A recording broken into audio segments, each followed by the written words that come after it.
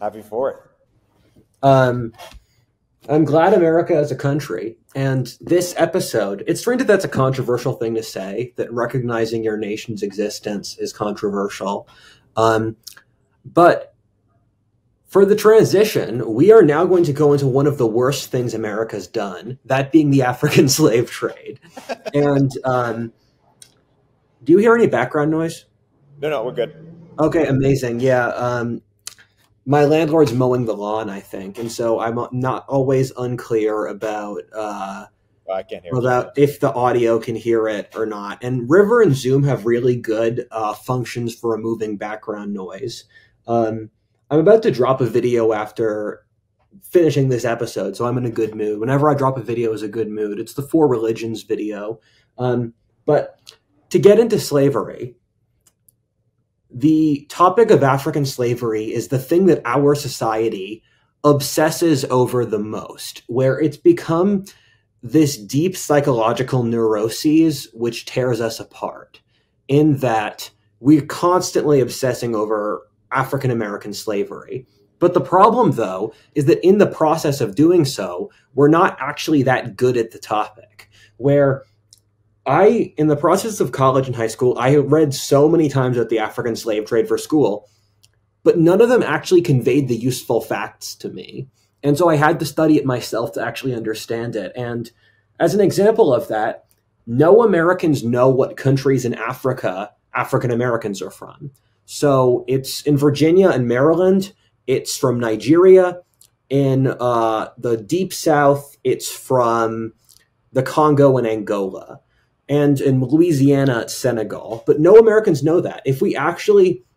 I am disappointed in wokeness in a few ways. One is that it doesn't actually care about the topics that it obsesses over. And that's an example of that. And did you know that the U.S. used to have the Philippines as a colony and we committed genocide against a part of the southern Philippines? Maybe I heard it once, but I haven't thought about it in a long time. Like, that's not. If woke people actually read books, they would know about that and make it into a social issue. And we would have a holiday talking about how horrible it is. But that would involve them reading books, which they don't. And it would involve them operating off just what doesn't get the highest amount of Twitter hashtags. And the African slave trade, the more you look at it, the more different variables you see that don't fit into an easy narrative. And to get started, let's look at what the different African slave trades are, because this is a video about the African slave trades, not the Atlantic slave trade. And so Africa had three different slave trades from the Middle Ages until the 20th century. And in ranked order, the largest one was the internal African slave trade, where selling slaves inside Africa. The second largest was the Muslim slave trade, or selling slaves to the Muslim world. And the third largest slave trade was the trade with Western Europeans. And these are all really huge slave trades. The Muslim slave trade killed around 20 million people. The Western one killed like 15 million people. And the internal one, we don't really have any good records on. But I would assume it killed even more people. And so that's a truly vast amount of people. And Africa had a pretty small population in this time period. I think it was something like the entire continent had 30 million people. And for example, I know they had a population roughly half to a third of Europe. So it'd be 30 to 50 million. And Europe had double that number. And Asia had a significantly higher number. And that leads into an explanation for why other societies enslaved Africans and why Africa became why it became the world's largest export of slavery. Because Africa over human history has been the place which the most slaves were pulled out of. Because we can look at other societies where people pulled slaves out to see what Africa had. And it wasn't due to racism. And that's like a post ad hoc justification we make where the racism came after. But what happened is that if you look at a map of the old world which Europeans and Asians knew about before Columbus, is that in the old world, the only large area without stabilized, centralized governments was Africa. where across all of Europe and Asia, there were these established governments which were able to protect their own citizens. And so during the Roman Empire, as an example, the Romans would recruit slaves from the Germans and the Eastern European peoples because they didn't have a strong centralized government. And you know about the Slavs? The Slavs are the Russians and the Poles and the Czechs. Yeah. Slav and slave come from the same word because Eastern Europe produced a tremendous amount of slaves because Eastern Europe was the area around that area which developed the last. Western Europe, the Middle East had established governments, so they recruited Slavs. And so for the Muslims or the West Europeans, they were using Slavic slaves. But over the course of this time period, the Slavs established independent countries like Poland or Russia that could protect their own citizens. And so by the time you get to, let's say, 1500 AD in the early modern period, Africa is the only large area outside the New World that doesn't have established governments.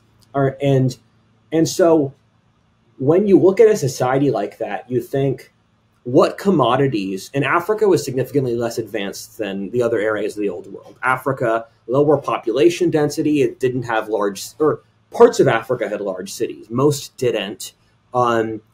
Most of Africa wasn't literate. And so you're looking at this where once Africans became glued into the rest of the global economy, the thing they could offer to get stuff was slaves because Africa didn't produce high quality goods. The more value added, the more you can exchange that for other stuff. And most societies in history, they start out as low value added. They start selling beaver pelts or slaves or minerals. And then over time, they gradually build up to the ability to produce, I don't know, semiconductor chips or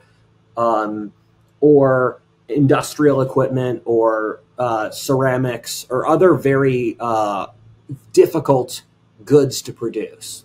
And Africa first became, because in Africa you have the Sahara Desert, and north of the Sahara is a region which is geographically much closer to Europe or the Middle East than it is to the trans-Saharan, sub-Saharan Africa. And the Sahara Desert is a region comparable to the United States in size, in which it's just truly vast. And Africa, an interesting fact is Africa is wider across than it is up down. And because when you look at the map of Africa, you see it looks long, but the reality is that Africa across is huge, and our map projections don't show that.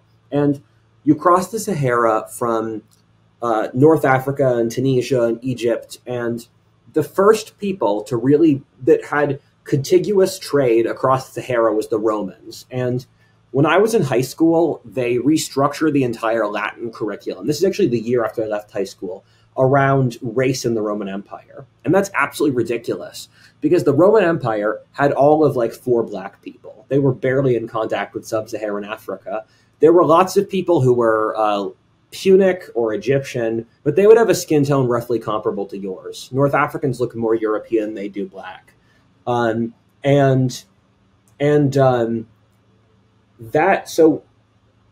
the Romans had a little bit of slave trading with sub-Saharan Africa, and then the Muslims were the people who really kicked it off.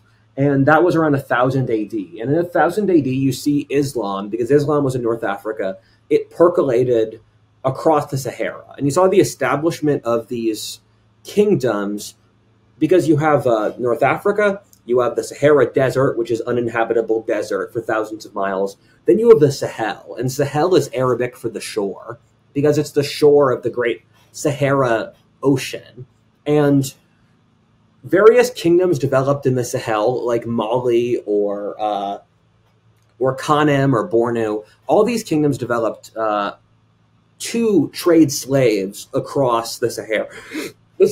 And the Muslim world was a slave-dependent society in that, due to the clan structure of how the Muslim world worked, you would hire slaves to fight for you. And so that's the Mamelukes. We talk about them in the Islam video, where the ruling class of the Muslim world were slaves. In places like Egypt or India, the government gave slaves weapons, and then the slaves took over the government, and then they were run by slaves, which is a bizarre social development. And the bureaucracy of the government was run by eunuchs, or slaves who had their dicks cut off. And the ruling families of the Muslim governments, they would breed with concubines who were slaves. And so by the time you get to like the fourth generation, 3/4 of the blood for the emperor was foreign slaves. And so the Ottoman Turks, or the Muslim rulers of Spain, because they like to get their sex slaves from Eastern Europe. And so past a certain point, 3/4 of their genetics were Slavic or North European. And the Muslims largely used slavery, African slavery, for low skill things. So working in sugarcane fields or house slaves. There were a couple who were eunuchs who are in government positions. And the Muslim slave trade is larger than the Western one. And that's the thing people often forget. And it happened for a longer time. So the Muslim African slave trade occurred from roughly 800 AD until the 20th century.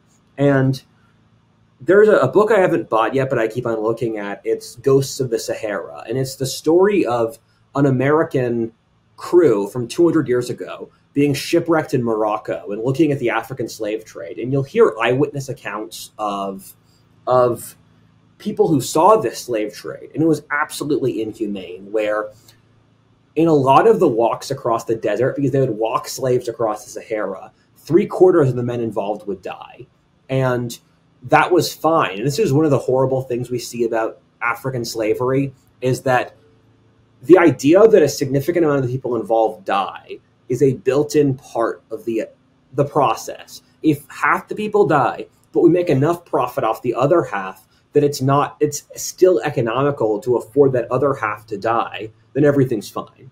That's very much the dehumanizing logic involved. And so there were areas of the Sahara where people would walk past just entire, basically armies of men, armies of skeletons, because so many of the men who would walk across the Sahara would die, and then they wouldn't even move their corpses. And keep in mind, again, this is the equivalent of walking across from Mexico to Texas. And something like 10% of the genetics of the Middle East and North Africa is of black origin. And in high school, I always wondered, how come the African slave trade wasn't of an equivalent size to, or larger than, the Atlantic slave trade, but we don't have black populations in the Middle East in the same way that we do in the New World? And the short answer is that the Muslims were more ruthless, and the Muslims would they'd only bring male slaves, and then they would castrate them.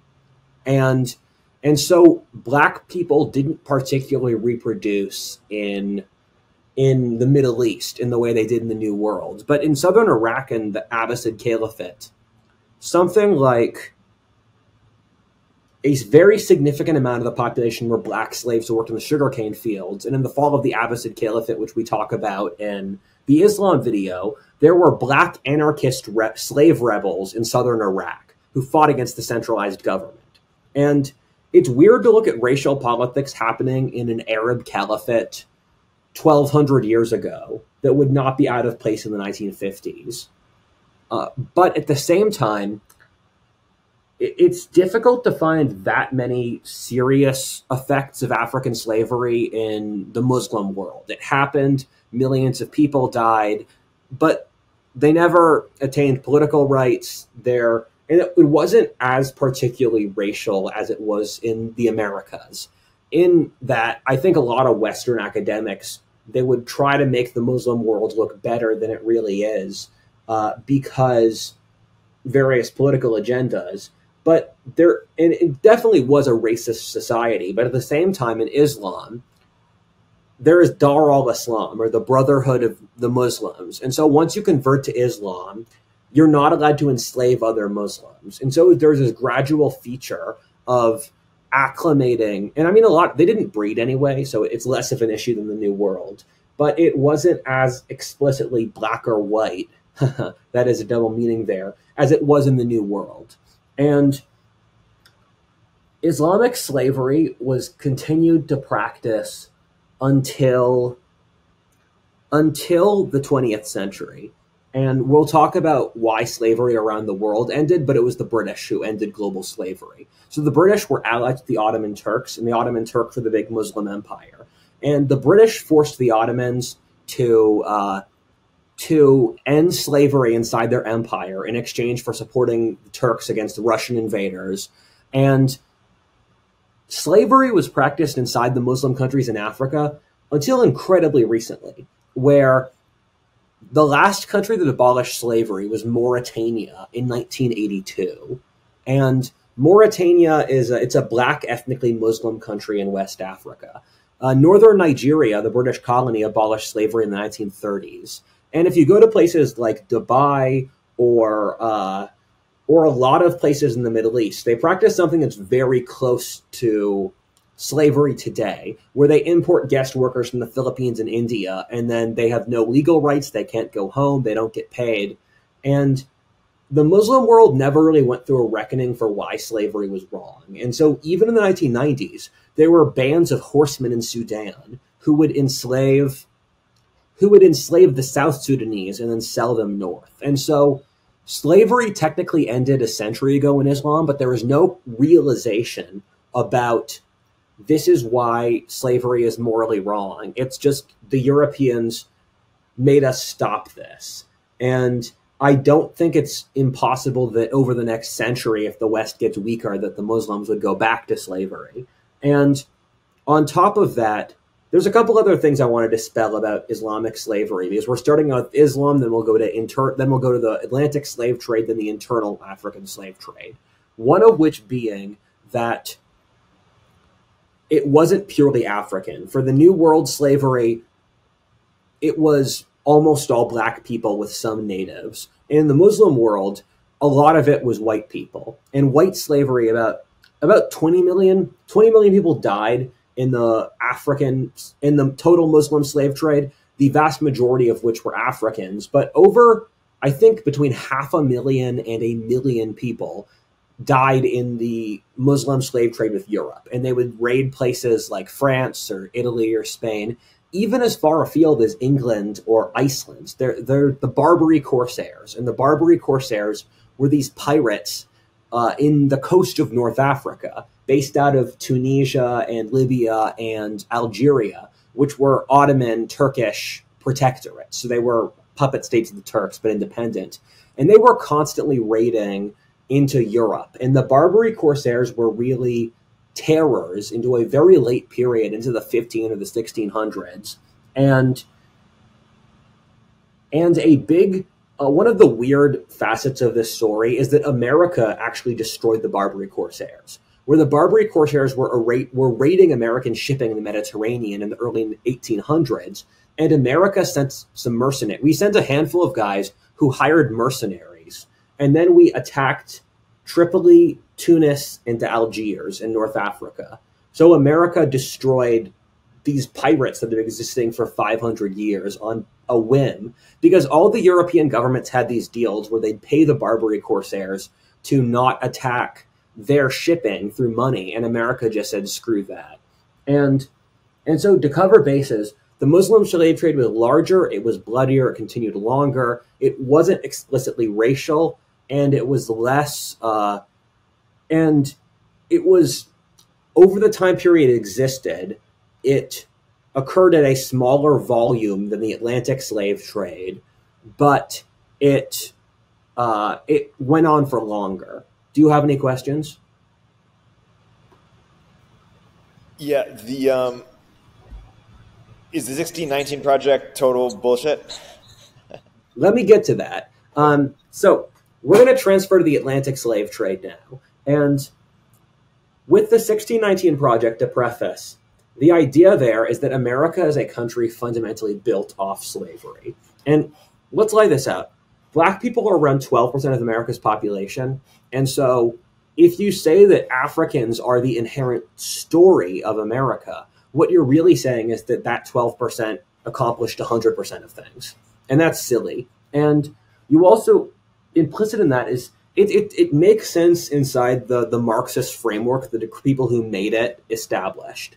And so in the Marxist framework, it's impossible to be successful because you're better at something, because you have a better society, because you're better organized, because you have better manufacturing ability. In Marxism, you can only succeed if through succeeding, you're oppressing people. And so in the Marxist world framework, America is successful because it oppressed black people and because it oppressed natives. And they operate off arguments from definition. And in their worldview, they are correct by definition because they constructed this entire BS logical system. And I really don't like how much Marxists lie, because every single thing in the Marxist worldview is some form of obfuscation.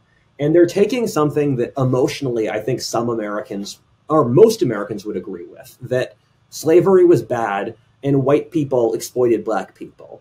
Most Americans can agree on that, and they push that to say everything white people did was exploitation.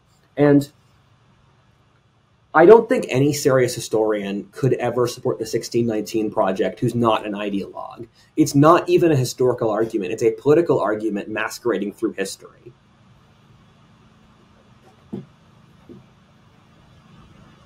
Any other questions? That is a good, what's it called? Takedown of the... Yeah, it is. I mean, the thing is, these people are going to hate me no matter what I say because of my skin tone. And so I don't really have an incentive to cooperate with them. And I mean, these guys are such hacks. They don't really have nothing they study is actually for the topic itself. If I were to go to these people and talk to them about the economics of the slave trade or the social structure of slavery, none of them would know that stuff because it's really just a tool to bludgeon the West. And it's why I started out with talking about the Islamic slave trade, because you can only understand the context for this stuff. I mean, to be fair, the reason I started talking through the Islamic trade is the Islamic slave trade preceded the Western one by 1,000 years. So chronologically speaking, it's the logical thing to do. But you can only understand what something is through context. And the left looks at the world through the eye of utopia. Or how does this thing we do compare to utopian magical world scenario? The problem, though, is that means you don't have any realistic framework. Where, let's say you're a successful multimillionaire, you're a Chad, you have a harem, you are all these things at age 25. And then someone says, hey, you could have a larger harem, you could have more money, and then you should tell them, go to hell. Compared to everyone else, I'm doing vastly better. What are you comparing me to? And Thomas Sowell has said, Marxism is a good idea compared to what, at what cost, and with what evidence. And that's kind of how I feel about this. And so, and this leads to an important point here, where slavery was really big in the classical world, under the Greeks and the Romans, around the time of the birth of Christ. And then through the development of the world's religions, all of the world's religions abolished slavery among their own people. The West hadn't practiced slavery for 1,000 years before they started enslaving Africans. And India and China abolished slavery too. Islam was the only society which didn't, and I think there's a handful of reasons for that. One is that Islam's tribal structure meant you would get slaves because you could only rely on slaves because everyone was responsible to their clan structure. And due to that, you couldn't trust anyone because they would always put their clan's interests over yours. But you could trust a slave until you couldn't, and then the slaves took over government. And also, Islam was the only one of those societies in proximity to a large non-urbanized population that they couldn't that didn't belong to any of the other major world religions. As I said before, that didn't have large governments to protect them, and the Europeans got into the African slave trade because the Europeans hadn't practiced slavery for 1,000 years beforehand. It was illegal to enslave another Christian, and about 1% of Europe, or less than that, were slaves who were formerly Muslim. In places like Spain or southern Italy, there were slaves who were former Muslims. And the thing, though, is that with the conquest of the New World, 90% of the native population died of disease. And implicit in that is that you don't have a workforce, because most of the Europeans, when they were conquering various territories, their ultimate goal was to make themselves a new nobility and to be able to live like gentlemen. And the Spanish and the Portuguese and the French saw working as beneath them. If you were a gentleman, you should never work. And the English were the exception, where if you were an aristocrat or a gentleman, you were socially allowed to work or to even go into a trade. And so once the native population died out, they had to find a new source of labor. And they tried a couple different things. And as an example of that, when they tried to enslave the Native Americans or the Irish, because Ireland was an English colony, they tried it for like a 10-year period. Both of those populations would literally slit their masters' throats in their sleep and then run for the hills. And so there are certain populations that were too unruly to be enslaved because they would just kill their masters. And also, for all the territories discovered in the Americas, or the ones in the tropics, they could produce certain commodities like tobacco or sugar or rice or indigo or cotton that could only exist in certain tropical climates and were labor intensive. An interesting book in this topic is Mosquito Empires by McNeill.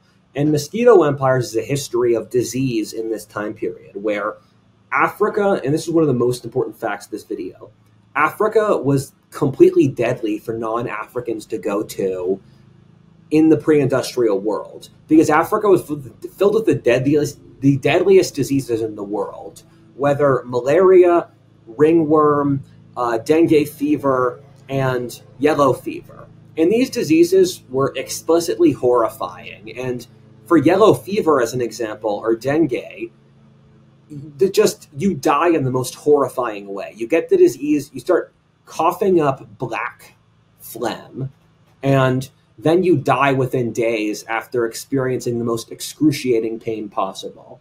And for example, in Nigeria, 80% of British soldiers who went to Nigeria died within the first 6 months, just from disease. And there were a bunch of expeditions where the British attempted to conquer Latin America and Central America in the mid-18th century. They sent 30,000 men down to Colombia to conquer that. They sent 40,000 men to conquer Cuba. And the Spanish Empire was really disorganized. On its purely face value, the British should have conquered the entire Caribbean. But what happened in each case was that within the first few months, 60% of the British died due to local diseases. And as many British immigrated to the Caribbean as America for some period in the 17th century, but there are very few whites left in the Caribbean because all those guys died of disease. And so it's difficult to overestimate the importance of disease in the tropics, in an area that the author McNeill, this is the son of the other McNeill historian I like, don't confuse them. And his father wrote the best history of disease in history. And he talks about this region called the Greater Caribbean, which stretches from Rio de Janeiro up to Maryland and Virginia. And in that whole area, including the American South, whites who showed up would just die of disease. But the thing, though, is that blacks have a genetic ability, which gives them immunity to said diseases because they had to evolve in climates that had them. An example of which is sickle cell anemia, or it's a evolved adaptation against malaria. And so for black people, if you get 2 of the sickle cells, it kills you as a child. But if you get 1 of them, you have immunity against a variety of malaria. And due to this, black people have a higher infant mortality due to, statistically, you'll hit sickle cell anemia a certain amount of times. And so the Europeans imported blacks to the New World because they had immunity against the diseases. And Africa also had a pre-established slave network where the vast majority of people involved in the African slave trade were black. And this is something that we forget as a society today, in that the vast majority of everyone involved was black. Where we imagine it, white people went into Africa and then white people stole black people and then took them on ships. The reality is that Africa was divided up between lots of different warring tribes and kingdoms, and the Europeans tapped into this network. And the Europeans brought New World crops like cotton or sweet potatoes to Africa, and then that tripled the population of Africa in a 100-year period. And through that, what happened is that you saw overpopulation. And the Europeans also brought guns to Africa and lots of advanced stuff like metalwork, like more advanced types of metalworking. And for some reason, native people loved beads. The Europeans could always trade beads for some incredible value. And what happened inside Africa, and the Muslims were also doing this from the other side of Africa. Africa faced this triple-sided pressure of Muslims taking slaves in the east and taking slaves in the north, and Europeans taking slaves in the west. And this created massive outsized economic effects across all of Africa. And it's impossible to overstate the economic importance of the slave trade, where what would happen, and ironically, a very similar corollary occurred in the New World, where the Native American peoples did the same thing once they got attached to the European global markets, where you saw the Africans kill each other, and then they would start wars to capture slaves, to get guns, to fight more wars, to sell more slaves, to get more guns. And you'll hear absolute horror stories where, ironically, the demographic that was most overrepresented in the slavery in the Caribbean were the nobility, because the nobility were constantly fighting each other in wars, and you would get rid of your political opponents by just sending them off to be slaves. They're gone forever. Or alternately, you would have bands of mafias, and there were mafias that developed in Africa. And an irony is there's a theory that the KKK is a descendant of an African organization, because there are African organizations that are very similar to the KKK, and you don't really have a European parallel. And that's one of the, I often say that God's a comedian, because you see way too many historically ironic things that are happening. And these mafia organizations would seize Africans. And so you hear stories of people hiding in the jungle and building these villages because you had to hide in the most hidden swamplands to escape having other Africans sell you off to slavery. Or kings would develop rules where if you broke the slightest rule, he would sell you as a slave because it was the king's self-interest to sell his subjects to slavery, but there was a social taboo of just taking them. So you'd say, I don't know, if you jaywalk, you're a slave now. And the biggest thing the African slave trade did inside Africa was completely destroy social trust. We have stories of children being scared to play outside for fear that a local tribe would take them and sell them to slavery. And there's a sort of rich irony here that the 17th century was a time period of global overpopulation, and there were a series of wars and famines and that stuff in that time period due to that.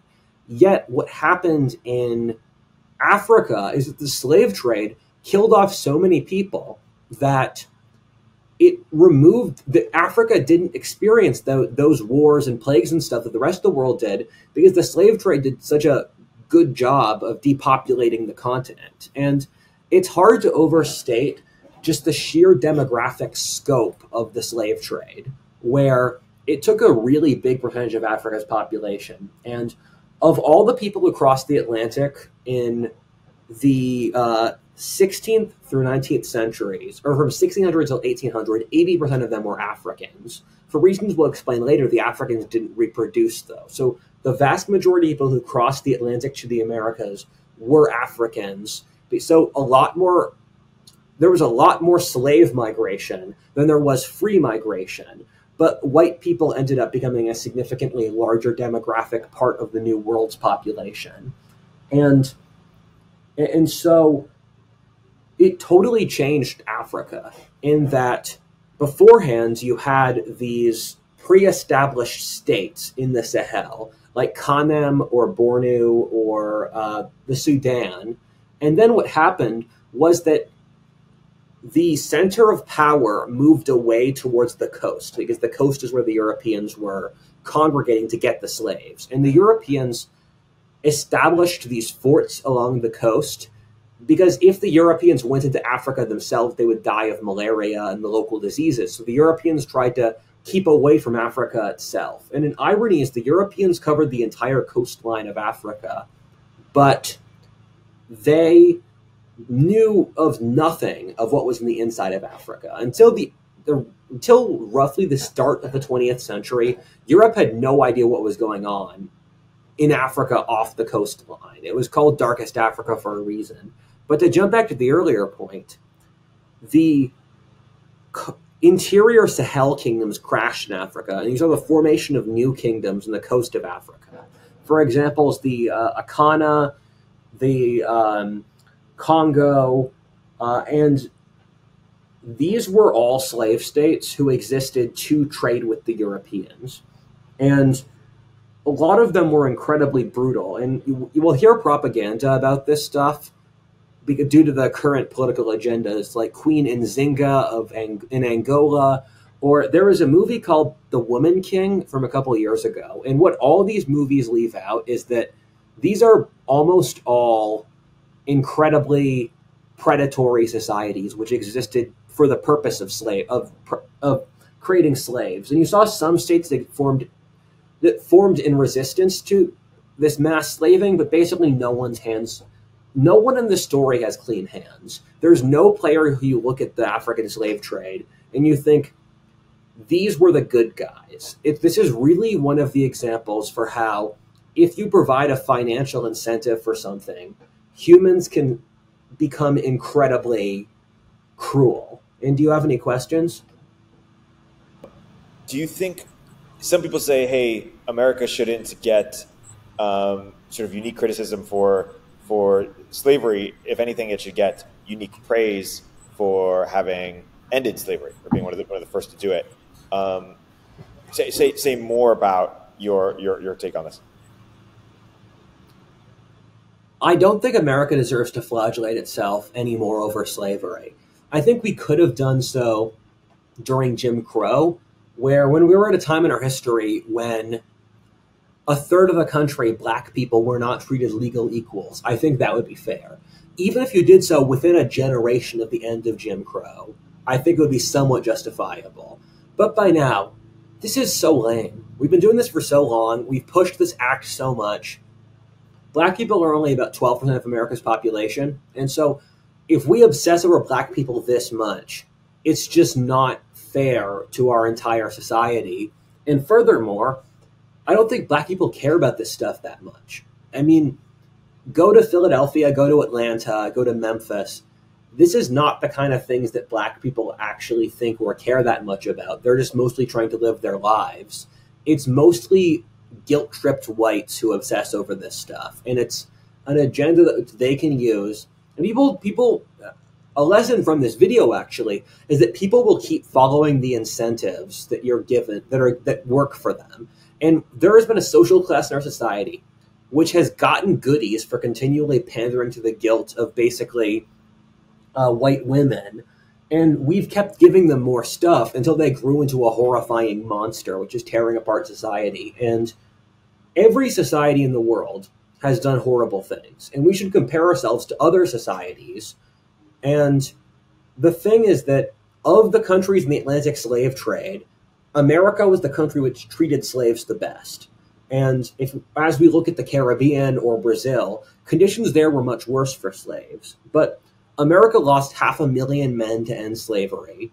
In the North, fought a bloody war with the South to end slavery.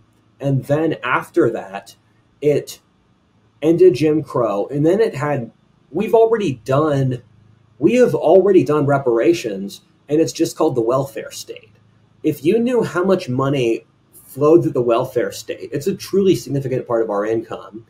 We've done reparations already. We've already built our culture to obsess around this stuff.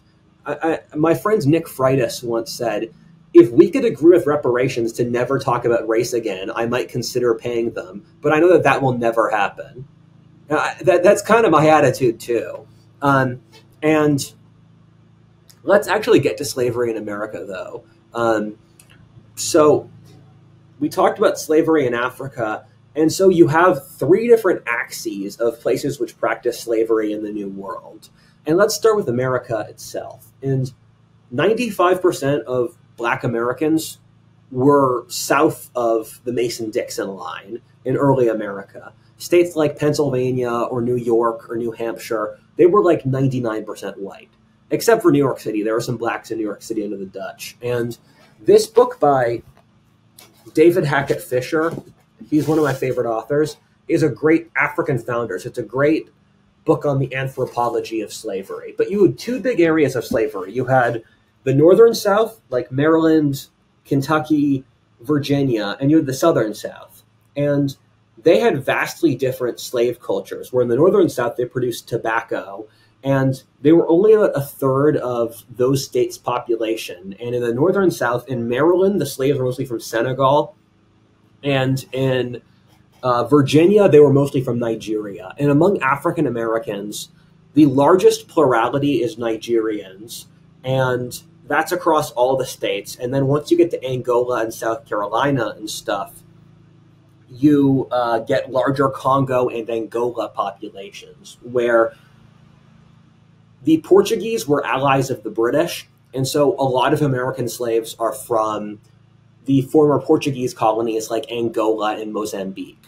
And African American slavery was better in most regards, except for one, in that if you look at Brazil or the Caribbean, America took in something like 10% of all the total slaves in the Atlantic slave trade. That being said, in the year 1800, America was the country with the most black people in the whole world, even though it took in a really small number, due to America being the only country where Africans had a stable population. In America, African Americans reproduced really quickly. They survived because the crops that people grew in America, like cotton or tobacco, they were not horrifying crops like the rest of the slave trade being sugar. Sugar is basically a meat grinder. You just shove human bodies in to make sugar, or at least it was in the pre-industrial world. And so America had a large black population, and African American slaves, because America was so wealthy, they had a higher quality of living than the peasantries of a third of Europe, whether Ukraine or Ireland.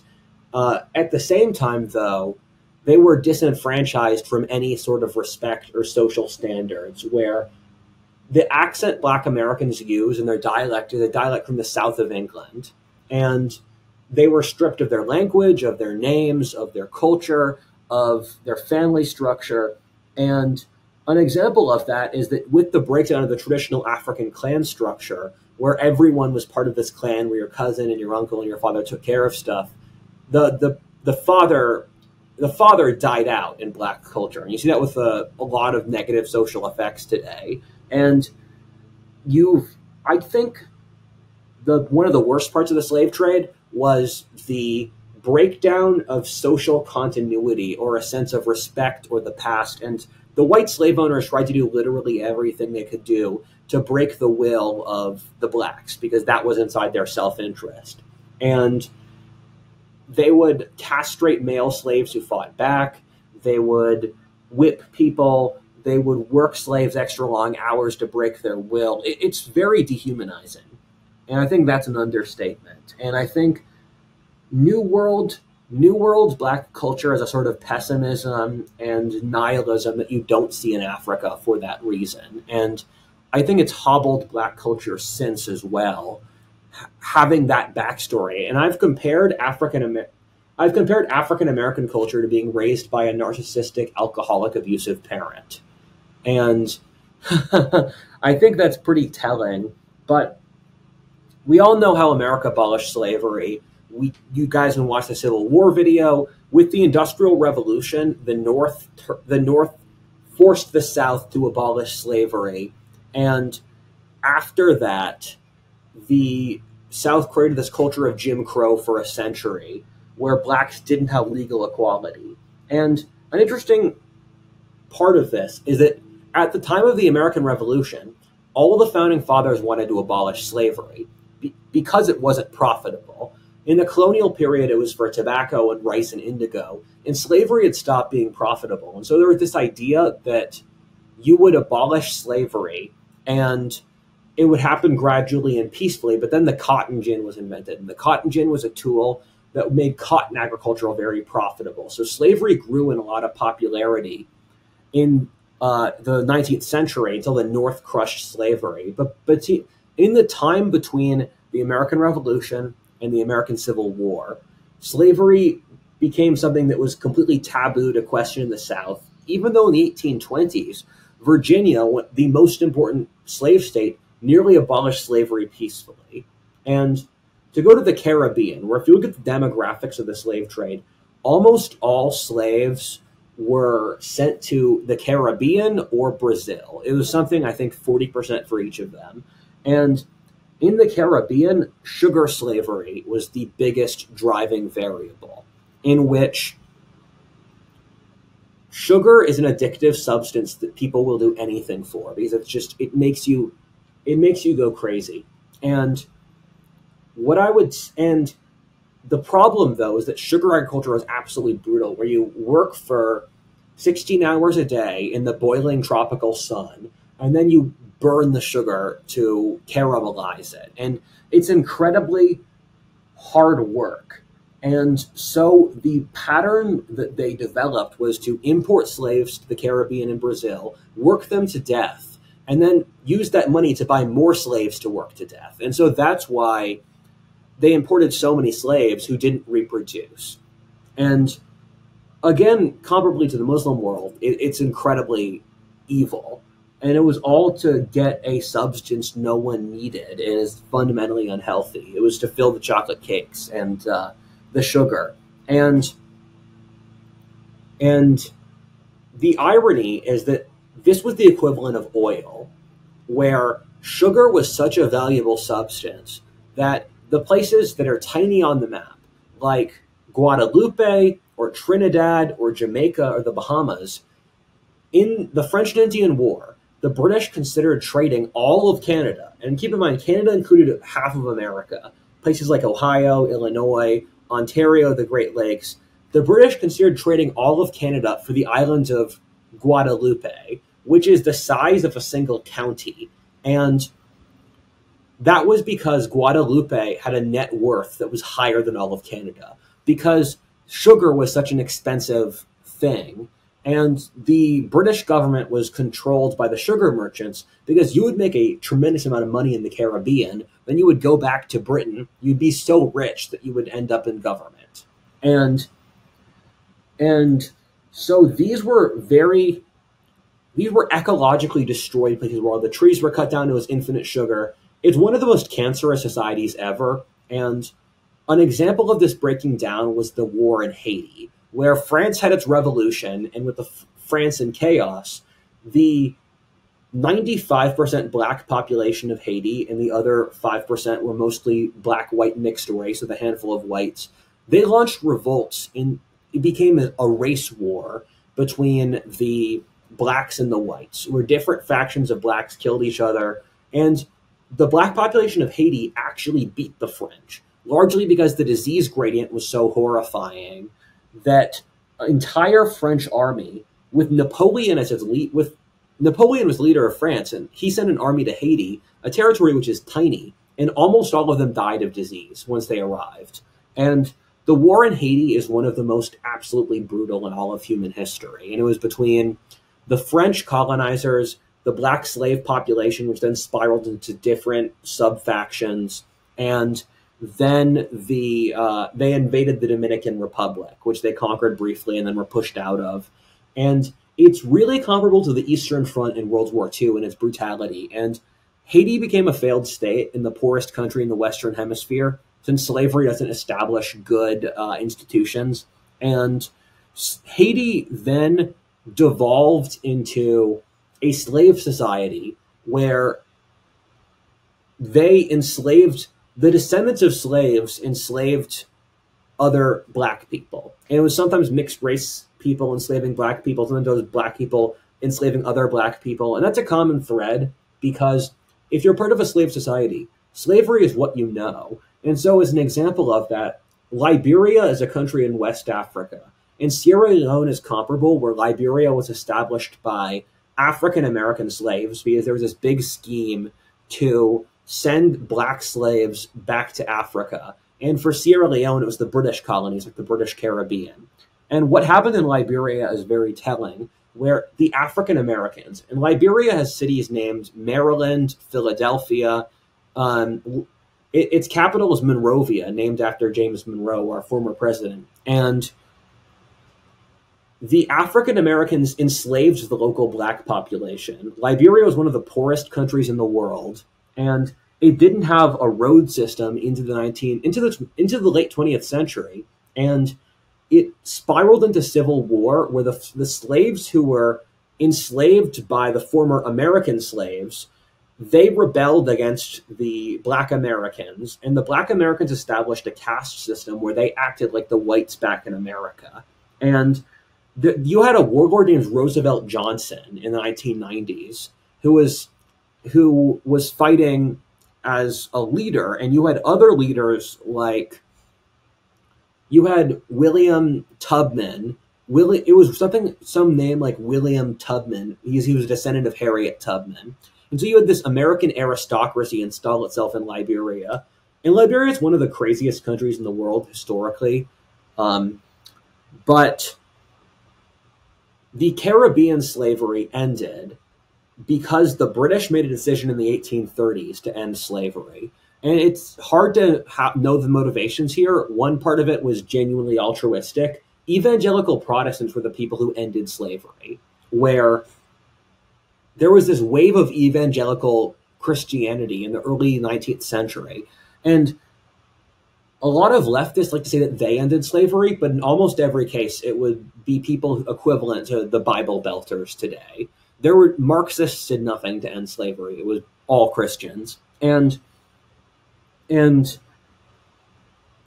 the British, after ending slavery in the 1830s, in their possessions like Jamaica or the Bahamas, they forced everyone else to end slavery. And so America ended the Atlantic slave trade right after the American Revolution with the cooperation of the British. But we kept practicing slavery for another 70 years.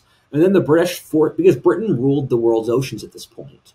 And so the British forced the Portuguese, the Brazilians, the French, the even Muslim countries to end slavery. And when the Europeans colonized Africa, they ended slavery inside Africa. And I think the British ending slavery in the 1830s and 40s is one of the most admirable things a country has done. And the fact that and it was partly a power play so that they could enforce their will upon other countries, where you could stop Portuguese traffic, and the British would stop and investigate Portuguese boats to see that they weren't practicing slavery. And that's partly a power play, but people are constantly having power plays in history. The thing is, does the power play actually come with something positive to the world? And this is one of the points authors have made, that the West practiced slavery, but it was also the society which ended it, which is historically rare. Is that a great place to end our July 4th? There are two things, finally. So the place which practiced the most slavery was Brazil. And Brazil, I don't know what I could say that wasn't covered in the Caribbean segment. Brazil practiced sugar agriculture. Brazil wasn't able to outcompete the Caribbean because the Portuguese were quite inindustrious and they were quite bad at managing business, basically. And Brazil was the last white country in the world to abolish slavery. They abolished it in the 1880s, and they had their own civil war about abolishing slavery. And ironically, a lot of Confederate Americans moved to Brazil so they could keep practicing slavery for 20 years. Then in the north of Brazil is mixed race between black and white, and Brazil is split between a mixed race black white north and then a white south. And after the abolition of the Atlantic slave trade, what happened inside Africa was you had this giant supply of slaves who didn't have a purpose anymore. So slavery actually increased in Africa after the abolition of Atlantic slavery. And you saw the creation of various states, such as the Sokoto Caliphate. And these were places where between half to two-thirds of the population were slaves. And so the Sokoto Caliphate's an example. Congo was an authoritarian state in the mouth of the river Congo. And they were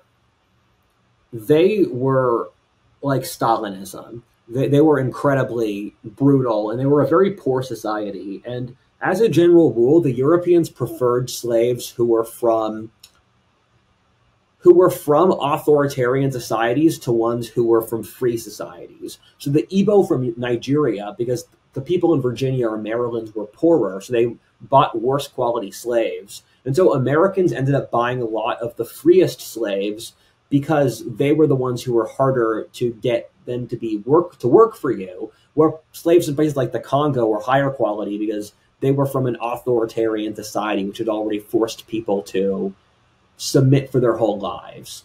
And a big reason the Europeans colonized Africa the Europeans colonized Africa because they wanted to. But one of the rationalizations and the decisions was to end slavery inside Africa. In Africa, they started doing stuff like palm farming and various agricultural and that sort of thing to use their excess slaves. But Africa was very much a majority slave society before the Europeans took it over. And as I said before at the beginning of the video, Africa was a society where between half to a majority of the population were slaves. It was completely dependent upon them. And it's crazy to see a thread of history this long that just kind of stopped, because you could see it leveling up and getting bigger and bigger. And then there was just it's one of those points where history turns really hard really quickly for external variables. Is there anything else you wanted to make sure we got across? No, I'm down just to go for book recommendations now.